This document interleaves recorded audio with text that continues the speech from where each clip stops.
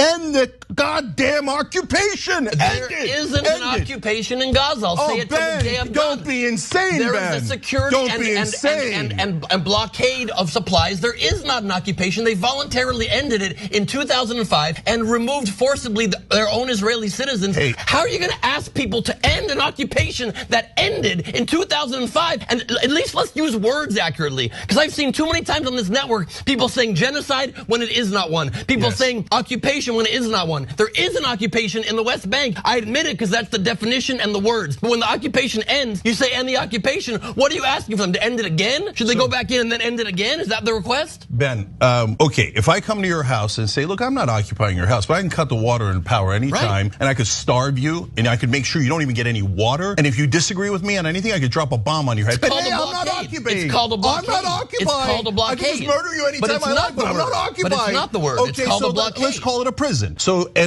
Israel should stop imprisoning Palestinians in Gaza. And you know the big difference, though, is that when you have prisons, the people that run the prisons don't offer freedom to all of the people 6 different times, and they reject it when they get 85 to 97% of their requests. I've seen you shake off in interviews your head about saying they've been offered peace. You go like this, you go, no, no, no. But they have been offered peace many times. So shouldn't they accept that? What is your plan? Why aren't you telling Hamas right now, release the goddamn hostages, accept peace, make a peace agreement, put on paper, put your word, your money where your mouth is, and offer a solution. Don't just keep demonizing Israel and not offering a way to solve the goddamn problem, because that goes on forever. But Ben, you have to stop imprisoning them. What? Look, Ben, if people come over, let's say they take, name any place, they take New Jersey, they take Texas, and they say, okay, now you're in an open air prison and none of you have any goddamn right, and we get to put our boot on your neck, and now you are servants. You're subhuman. Now you sit there, Texas, and take it. And if any of you ever fight back, you're all goddamn terrorists in Texas. What do you think Texas would do? Texas would blow up. Those Texas citizens would blow up every goddamn occupier, and you know it.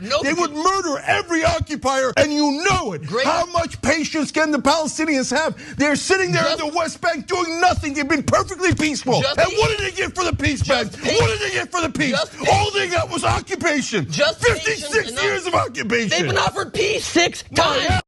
When you keep somebody in a prison, as you say, what do you mean they have not been? Yes, they were I will explain. I will explain. I will explain. 37, 48, 67, 2000, 2008. They weren't offered their own state, and they said no.